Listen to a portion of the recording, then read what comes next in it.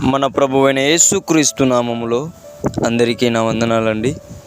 ఈరోజు దేవుని మాటలు సామెతలు గ్రంథము 28వ అధ్యాయము 6వ వచనము.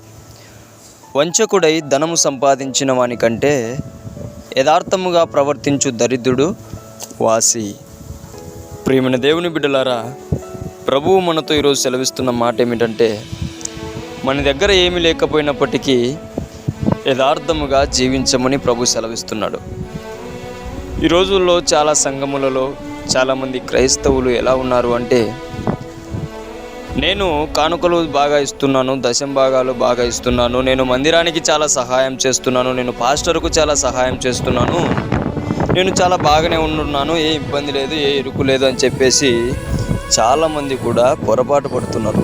ఇక్కడ దేవుడు ఏమంటున్నాడంటే, నీ దగ్గర ధనం ఉండేదానికంటే నీవు అనేక రకాలుగా సంపాదించి ఆ ధనమును పెట్టుకునేదానికంటే దేవునికి ఎవడు గొప్పోడంట?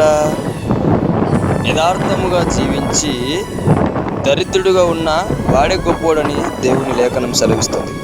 వాని దగ్గర ఏమీ లేకపోవచ్చు, పాస్టర్కు సహాయం చేయకపోవచ్చు, సంఘానికి సహాయం చేయకపోవచ్చు, కానీ వాని దగ్గర ఆ ధనము కంటే గొప్పదేముందంటే యథార్థమైన జీవితం ఉంది. అందుకే ఆ దరిద్రుడు కూడా దేవునికి ఇష్టుడై ఉంటున్నాడు.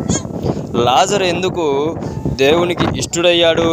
ఆయన దరిద్రుడైనప్పటికీ యథార్థముగా జీవించాడు. కాబట్టి మనమందరం కూడా యథార్థముగా జీవించి దేవునికి ఇష్టలుగా మారాలని దేవుని పేట మనవి చేసుకుంటున్నాను. దేవుడి మాటలను దీవించును గాక.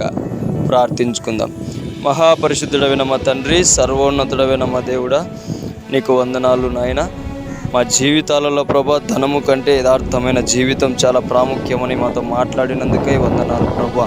మేమందరము నాన్న తండ్రి, ధనానికి కంటే యథార్థమైన జీవితానికి ప్రాధాన్యతనిచ్చి మేము జీవించుటకు కృప చూపించమని యేసు నామములో ప్రార్థిస్తున్నాము తండ్రి. ఆమేన్.